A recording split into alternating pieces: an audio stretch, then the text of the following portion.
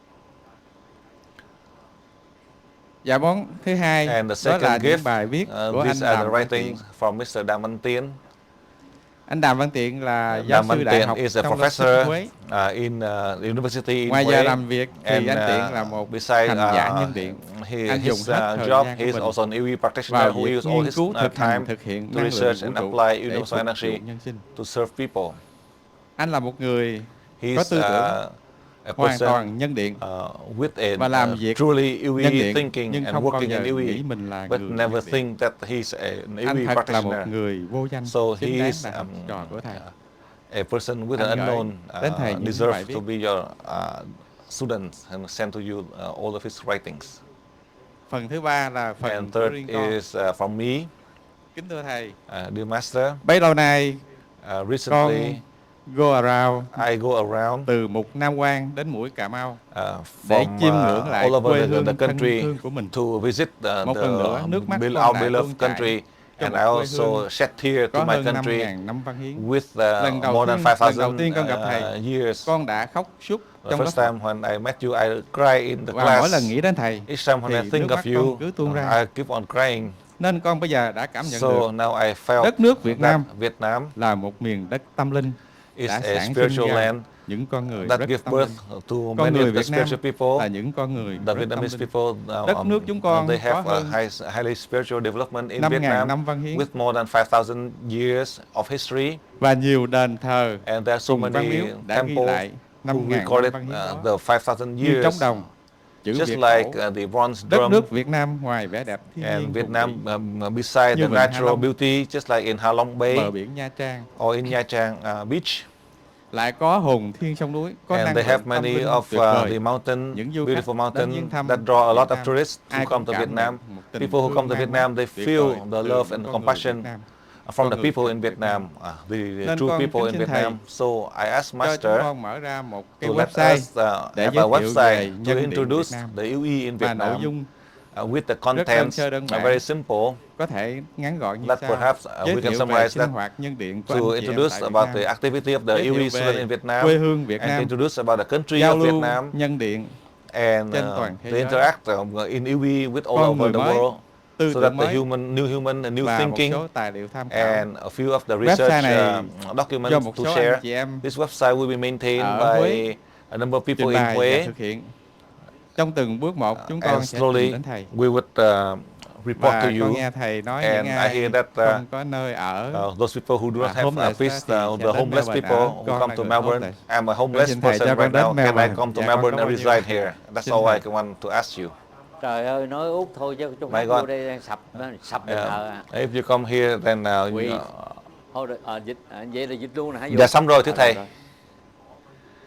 Quỳ qua lời trình bày. So through the presentation of this student, this is a Vietnamese, but he resides in America. Là một công dân người Mỹ. Who is also Việt Nam. a Vietnamese American. Nhưng mà hiện tại trong thời gian But qua now he traveled to Vietnam to research from the north to the south, as he presented.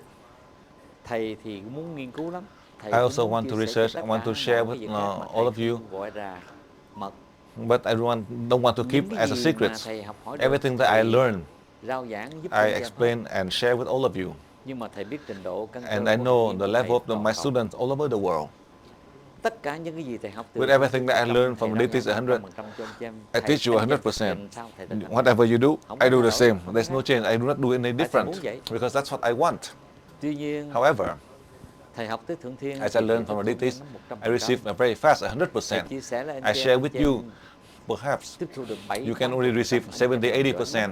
The best 85%. I know. Tuy nhiên, however, khi mà thầy học đạo thì các when I learned on the spiritual path, the deities revealed to me that con người nào, dân tộc nào, any group of people, any people who can influence 70%, then we are above the human. If we can influence 70%, then we are above the human. Let's say in any voting, if we are able to have a total of 70%, do not ask for 100%, you may fail. Because we are still eating and wearing, so 70% we are above the humans. That is a lesson 34 years ago I learned from the deities.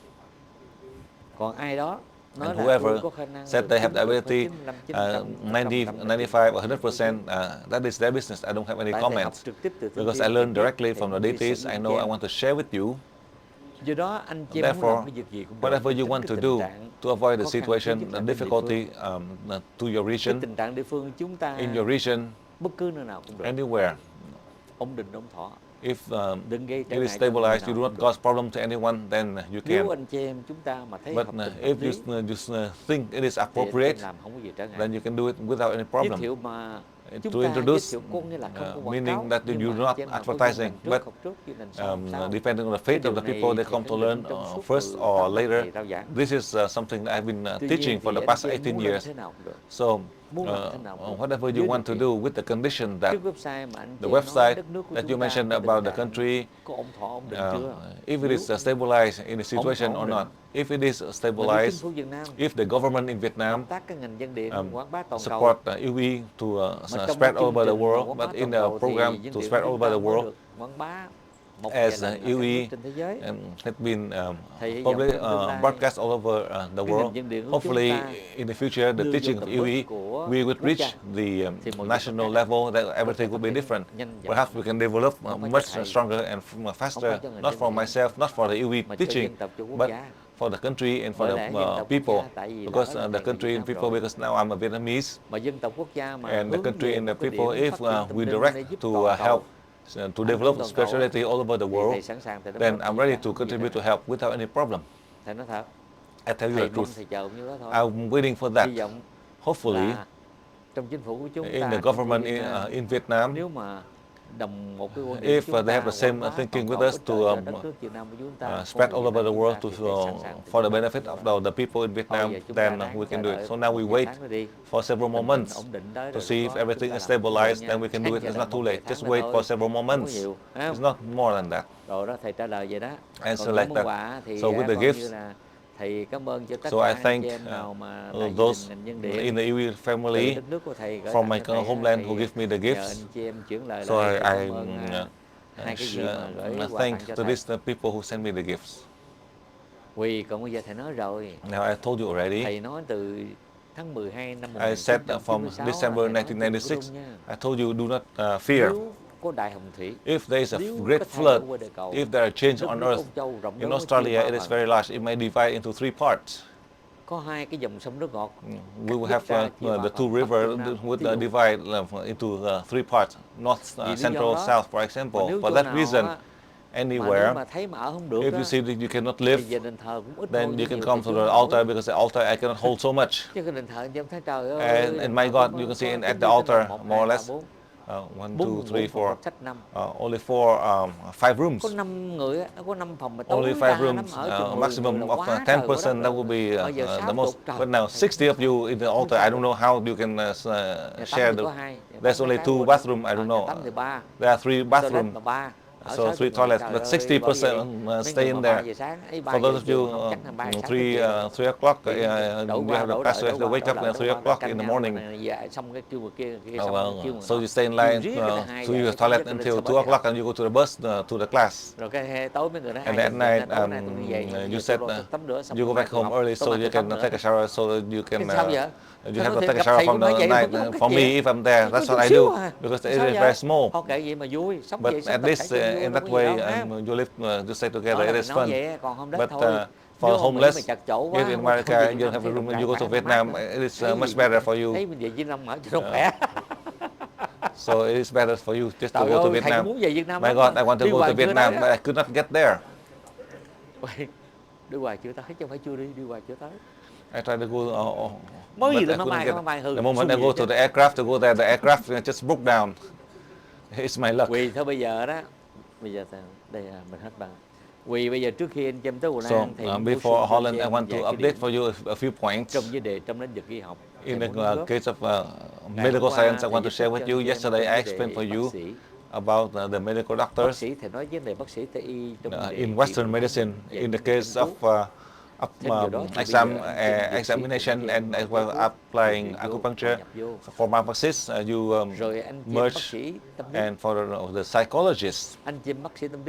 For those of you who are psychologists, after you graduate at level 20, the patient come to you.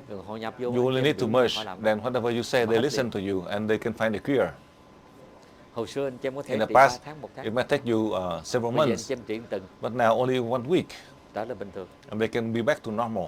Đó là cái tác dụng That is the effect thay đổi cái môi trường, to thay change đổi the tư tưởng environment, của to người, change their mentality. thì con người bệnh khỏe liền. Then they would regain their health. Trong như đề nha sĩ, In the case of anh chị em dentistry, ghi anh chị em sẽ lo lắng trong như đề you worry about the case of using the tooth extraction with the infection, bleeding, or some problem with the gums. Anh chị em á, So, khi mà anh chị em nha sĩ, for those of you who are dentists, when the patient come to you, you merge to the patient.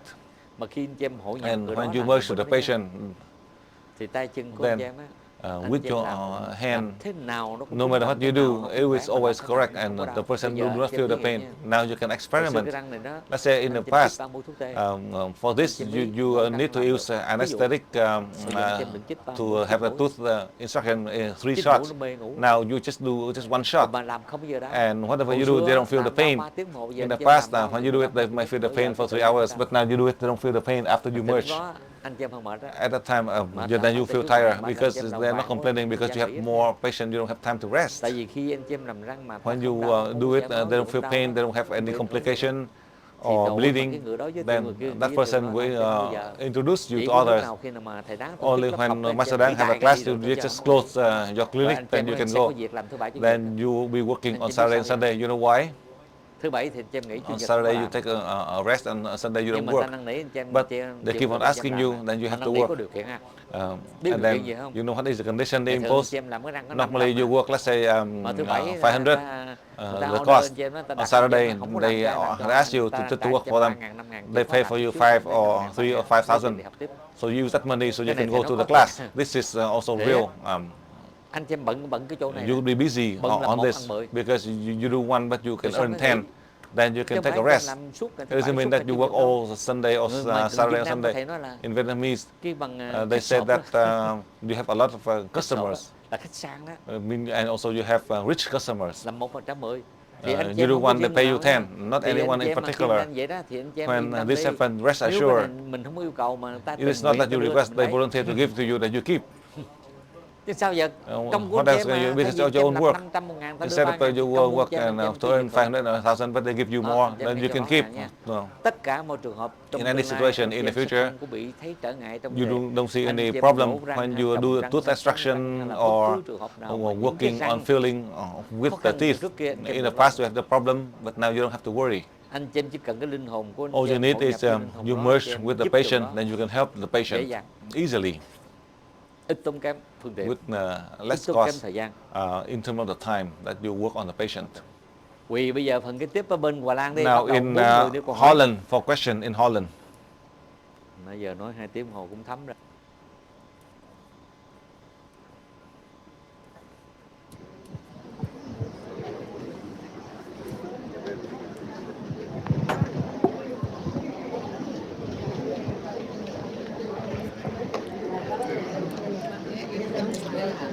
Holland, you're on both channels.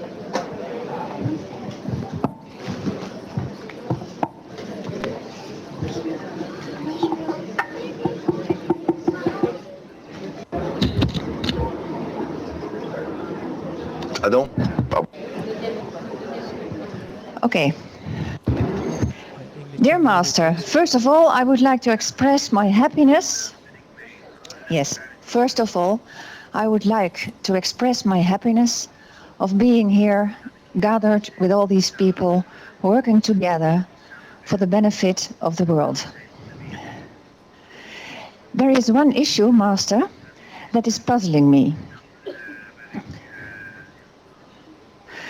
In the document that you sent us just before this seminar, you explained that you are very happy when we no longer call for your help and stop asking questions because we are in doubt.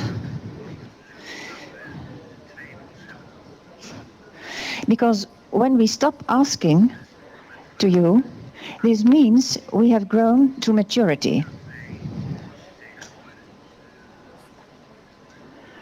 On the first day of this seminar, you told us that we are receiving the new souls of level 20 at the end of this week on Sunday, and that until then, with our souls of level 19, We still need to ask your soul, the soul of Master Dang, to merge with our souls of level 19 before we ourselves can merge or transfer energy. And this first day, you told us that at the end of this seminar, when we no longer exercise, but when we really practice, we no longer need to do this. Because then we will have received these souls that are equal to your soul, a soul that comes from far away and never has been to this world before. I was very pleased to hear this, because indeed, then our souls, as yours, are part of the Almighty, with similar powers and abilities to help each and every soul to the light and to convince them to work with us. So I understood that from the end of this seminar we can transfer energy and merge without your help, just by having the faith and the trust that the Almighty is merging with us, is helping us when we act as His instruments to help the world and all living creatures. But then yesterday you seemed to withdraw a part of what you said on this first day. We still need to ask your soul to merge with ours before we can act. Does this mean that after all we are not as mature as you hoped us to be on this first day? What made you change your mind on this point? I would very much like to understand. Thank you.